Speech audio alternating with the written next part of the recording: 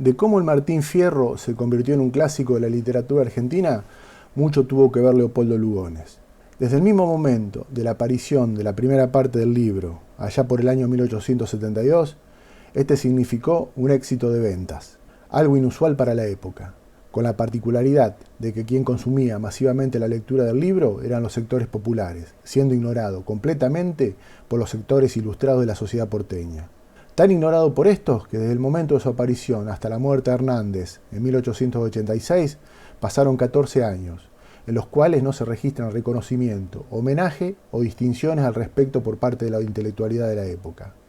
Pero nada era casual por entonces. No lo era la popularidad a lo largo y ancho de la Argentina de los versos de Hernández, del pobrerío y la pionada, al punto que sabían y recitaban los versos hasta los analfabetos, producto de las lecturas en los fogones mientras comían. Es que ese libro, escrito en la soledad de un hotel porteño, mientras su autor purgaba una especie de exilio interno debido al compromiso asumido ante su archirrival, el presidente Sarmiento, de no ejercer el periodismo, representa los pesares y penurias del gaucho argentino, víctima directa del modelo agroexportador con centralidad en Buenos Aires. Como tampoco era casual la indiferencia hacia Hernández por parte de los círculos literarios, es que los antecedentes políticos y periodísticos del escritor no lo acompañaban. Nacido en el año 34, con cuño unitario por parte de su madre Pueyrredón, sin embargo, abraza a partir de su contacto con el mundo rural el federalismo que profesaba su padre. Su camino es largo, desde la enorme convicción y valentía de pertenecer al bando chupandino, que bregaba por la unificación nacional en esa Buenos Aires soberbia posterior a Caseros, que quería separarse del resto del país, a pelear en Cepeda y Pavón bajo la bandera confederada, donde junto con su hermano Rafael y Leandro Alem salvan milagrosamente la vida en la masacre de Cañada de Gómez, perpetrada por los porteños comandados por Venancio Flores, cebados e incentivados por el abandono inexplicable del Supremo entrerriano.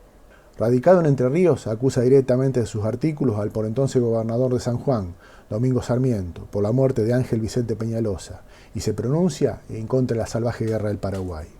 Luego de apoyar en el año 70 al gobierno revolucionario de López Jordán, debe exiliarse en Brasil luego de la caída de este. Es acá cuando el presidente Sarmiento lo perdona gracias a la mediación de Benito Mañasco, y puede radicarse en Buenos Aires, donde en sus ratos de ocio escribe los versos. Como se puede suponer, casi sin margen para el error, debido a su lugar de pertenencia política, este gran argentino jamás habría podido gozar de las mieles de la historiografía oficial, ni del reconocimiento de los círculos literarios, tan afectos a la selección y a la tergiversación. Es decir, eso que Bartolomé Mitre, en su momento, definió como los nobles odios para justificar que la historia y el reconocimiento se constituían de acuerdo a determinados intereses. Entonces, ya entrado el siglo XX, 1913 precisamente, cuando ocurre algo para muchos inesperado. Leopoldo Lugones, ya consagrado como el gran poeta nacional y al final de un proceso interno de transformación ideológica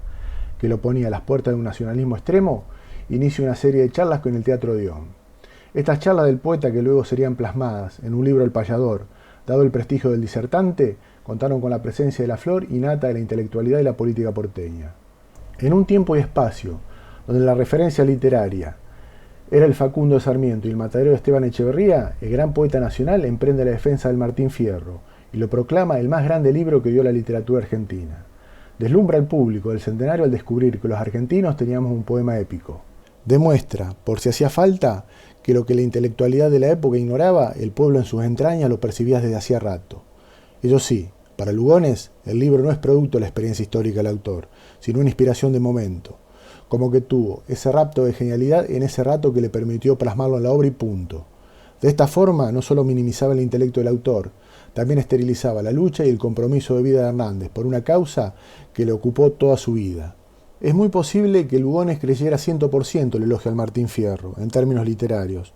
como también es probable que esa entronización tuvo la clara intención de terminar con el paradigma del inmigrante que años atrás habían instalado Sarmiento y Alberdi.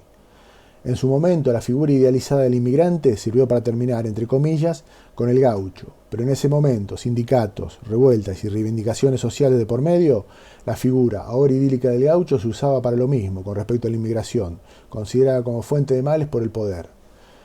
Pero en síntesis, es que a partir de ahí, desde el reconocimiento de Lugones, el poema de Hernández pasó merecidamente a la eternidad como el gran clásico de la literatura argentina, muy a pesar de Jorge Luis Borges.